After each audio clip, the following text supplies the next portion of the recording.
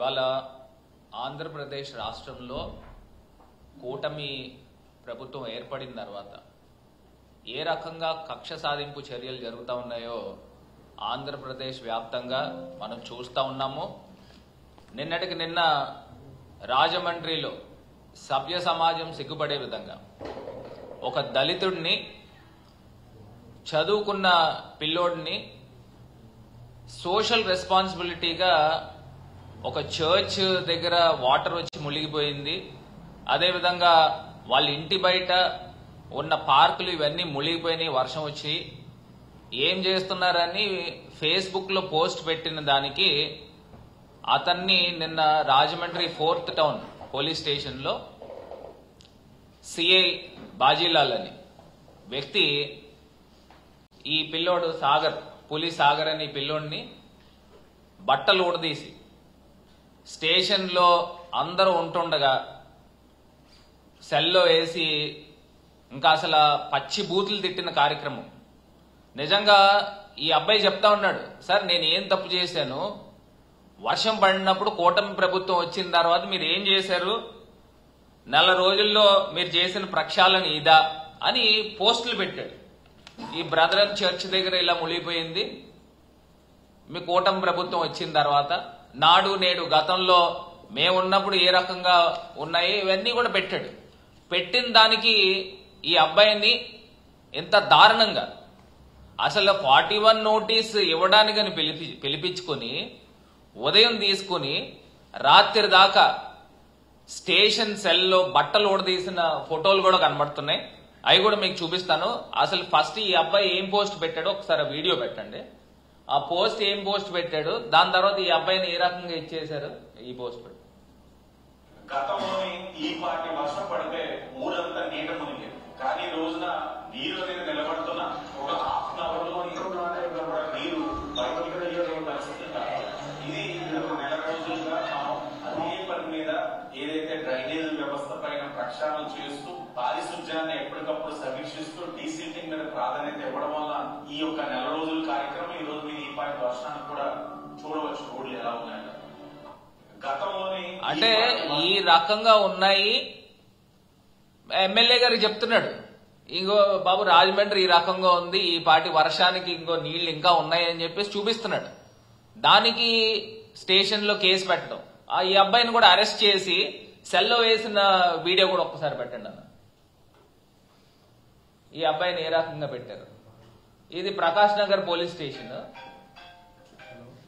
ఆ police station లో ఆ పిల్లోడిని సాగర్, ఈ అబ్బాయిని దళితుడు, అందులోనూ బిఎస్సి బిఈడి చదువుకున్నాడు ఈ అబ్బాయి.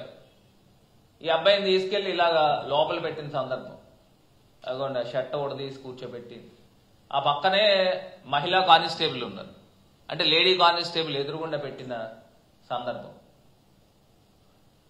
అసలు మనం ఆంధ్రప్రదేశ్ రాష్ట్రంలో ఉన్నామా ఎక్కడున్నామని అడుగుతా ఉన్నా. దీన్ని ఇంత తేలిగ్గా వదిలే సమస్య కాదు. ఇది ఒకటే విషయం అని కాదండి, ఇది ఒక ఉదాహరణ. రాజమండ్రిలో పట్టపగలన ఈ అబ్బాయి ఏం చేశాడనండి, ఏం పెద్ద తప్పు చేశాడని క్వశ్చన్ చేస్తే మా ఇంటి బయట మొత్తం అంతా కూడా చెరువులా నీళ్లు నిండిపోయి ఉన్నాయి వర్షానికని క్వశ్చన్ చేసి ఫేస్బుక్ లో పోస్ట్ పెడితే ఈ రకంగా అరెస్టులు చేస్తారా అని అడుగుతా ఉన్నా, బట్టలు కూడా తీసి కూర్చోబెడతారా అని అడుగుతా ఉన్నా. అసలు ఈ అబ్బాయికి ఏం జరిగింది నిజంగా నాకు నిన్న వచ్చి రాత్రి వచ్చి చెప్తా ఉన్నాడు, నాకు చచ్చిపోవాలని ఉందన్నా, అంత దారుణంగా నన్ను హ్యూమిలియేట్ చేశారు, ఏ రకంగా మాటలు ఇతన్ని తిట్టారు, నిజంగా నేను కూడా మాట్లాడలేని అంశం, అంత దారుణంగా తిట్టారు. మరి ఈ అబ్బాయికి ఏం జరిగింది, ఈ సాగర్ అనే అబ్బాయికి, ఈ అబ్బాయి మాటల్లోనే విందాం. సాగర్ నువ్వు చెప్పమ్మా.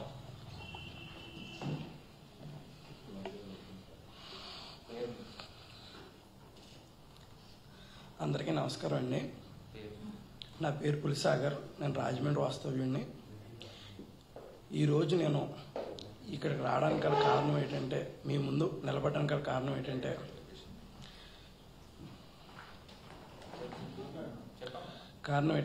నన్ను మొన్న 30వ తారీఖున ప్రకాష్ నగర్ నుంచి నాకు ఫోన్ వచ్చింది సార్. నేను సోషల్ మీడియాలో పోస్ట్ పెట్టాను, మా రాజమండ్రి ఎమ్మెల్యే గారు వాటర్ గురించి నెల రోజుల్లో ప్రక్షాళన చేశాను ఒక వీడియో పెడితే అది చూసి నెల రోజుల ప్రక్షాళన అంటే ఇదేనండి అని బ్రదర్ చర్చి దగ్గర అని నెక్స్ట్ కృష్ణానగర్లో వాటర్ ఒకటి కొన్ని దిక్కున వాటర్ నిలిచిపోయింటే ఇదేనండి అని నేను ఒక పోస్ట్ పెట్టాను. ఆ పోస్ట్ పెట్టి కూడా చాలా రోజులు అవుతుంది.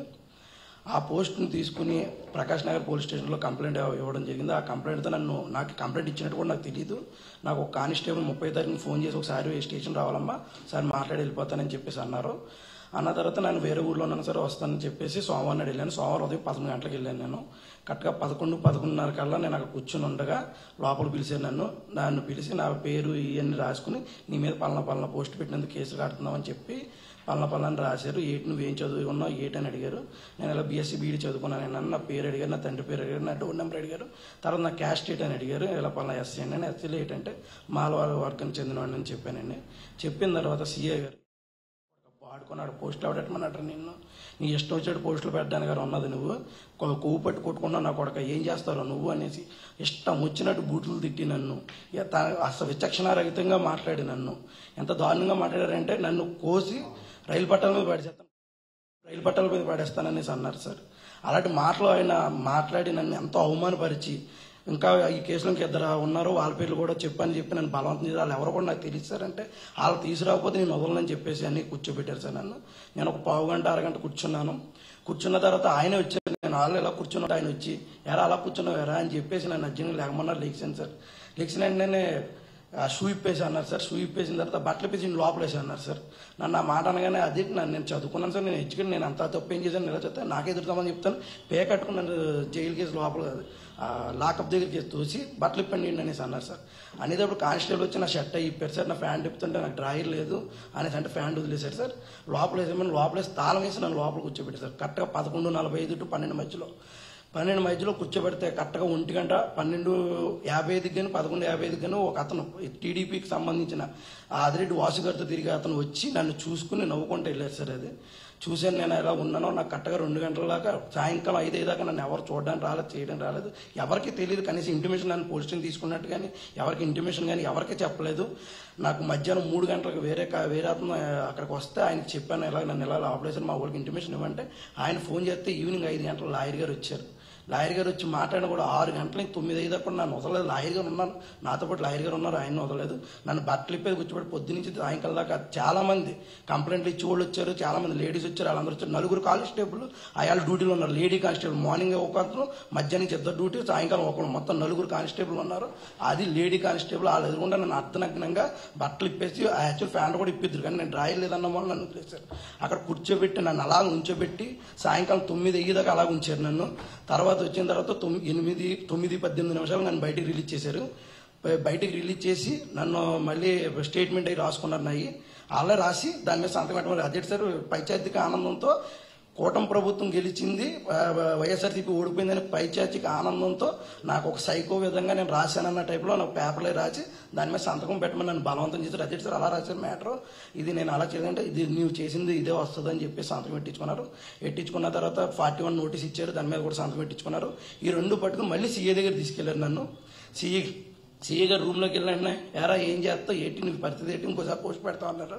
పెట్టను సార్. నేను ఇలా అడ్డంగా తల ఊపితే కొండపల్లి బొమ్మ అనుకున్నావు పెట్టరా నువ్వు, నీ ఇష్టం వచ్చాడు తల ఊపుతున్నావు, అలా ఊపుతున్నా నీ టైం బ్యాడ్గా ఉంది, నీకు ఏం చేస్తాను నీకే తెలియదు అనేది నేను బెదిరించేశారు. అలాగే సార్ అన్నాను సార్. ఇంకోసారి పోస్ట్ పెడతావా అన్నారు. నేను పెట్టనని అన్నాను. ఇంకోసారిగా నువ్వు పోస్ట్ పెడితే పేక తాడు కట్టి రాయి కట్టి గోదాట్లో పడిచేస్తాను నిన్ను, నీ టైం అస్సలు బాగాలేదు, నువ్వు ఇంకోసారి నా దృష్టికి గల పని పడ్డావంటే శవం కూడా దొరకదు, గోదాట్లో పడిచేస్తే శవం కూడా దొరకకుండా చేసేస్తాను, ఏమనుకున్నావు నువ్వు, ఇంకోసారి నాకు కనబడకూడదని చెప్పి పంపించారు. సీఏ ప్రకాశ్ నగర్ సీఏ బాజీలాల్ గారు, ఎస్కే బాజీలాల్ గారు. ఆయన ఇష్టం అన్పార్లమెంటరీ లాంగ్వేజ్. నేను ఒక ఎడ్యుకేటెడ్ పర్సన్ అని కూడా తెలిసి కూడా అన్పార్లమెంటరీ లాంగ్వేజ్ ఆయన ఇష్టం వచ్చినట్టు. మరి వాళ్ళ పోలీస్ సెక్షన్లో వాళ్ళు చెప్పారు, మరి నాకేం తెలియదు. ఒక దళితుడిని ఆ 41 నోటీస్కి అంత అరెస్ట్ చేసి అంత జైల్లో పెట్టేసి చేయాలని పని లేదు. నా ముందు ఇంకో చైన్ స్నాచింగ్ కేసు ఒక కానిస్టేబుల్ చేస్తే అతను కూర్చోబెట్టి మాట్లాడారు. నాకు అంత చేయాల్సిన పని, నేను ఎస్సీ క్యాండిడేట్ అని తెలిసి కావాలని చేశారు ఈ విషయమే. నేను ఆ విషయం అయితే నా ముందు చాలా మంది వచ్చారు, ఆ స్టేషన్కి ఎంతో మంది వచ్చారు. వాళ్ళందరూ అదేదో నేను దొంగతనం చేసిన వాళ్ళలాగా, నేను మర్డర్ చేసిన మానవంగా చూసినట్టు చూస్తున్నారు. అంత బట్టలు పిచ్చి నుంచో పెట్టాలన్న పరిస్థితి ఏంటి, దేనికి, నేను చేసిన తప్పేంటి? నాకు అధికారం ఇచ్చింది ఆర్టికల్ 19 అధికారం ఇచ్చింది. అధికారంతో నేను మాట్లాడే హక్కు ఉంది, నాకు స్వేచ్ఛ హక్కు ఉంది, స్వతంత్ర హక్కు ఉంది. ఆర్టికల్స్ మాకు చెప్పారు చదువుకునేటప్పుడు, మానవ హక్కులు, హ్యూమన్ రైట్స్ అని చెప్పారు. దేనికి పనికిరావు అవన్నీ. పనికొచ్చి అయితే మమ్మల్ని ఒక సిఐ ఉండి, ఒక బాధ్యత గల సర్కిల్ ఇన్స్పెక్టర్ స్థానంలో ఉండి, ఇప్పుడు నేను ఇట్టిన పోస్ట్కి మీరు నాకు పెట్టారు. నేను పెట్టిన పోస్ట్ అది తప్పు, మీరు ఎలా తీసుకుంటారన్నది మీ ఇష్టం. అది నేను ఎట్టింది మంచిగా పెట్టాను, అది మీకు తప్పు అనిపించదు, మీ భావ ప్రకటన, నేను అది ఒప్పుకుంటాను. ఆ పోస్ట్ మీకు బాధ అనిపించినప్పుడు మీరు నన్ను తిట్టినందుకు మరి నాకు బాధ అనిపించరా? నేను చేసిందని మీరు నాకు శిక్ష వేస్తున్నారు, మరి మీదేటిది శిక్ష కాదా? మీరు చేసేది ఏంటి? ఒక సుపీరియర్ ఆఫీసర్ అయ్యి ఉండి ఒక పర్సన్ తిట్టి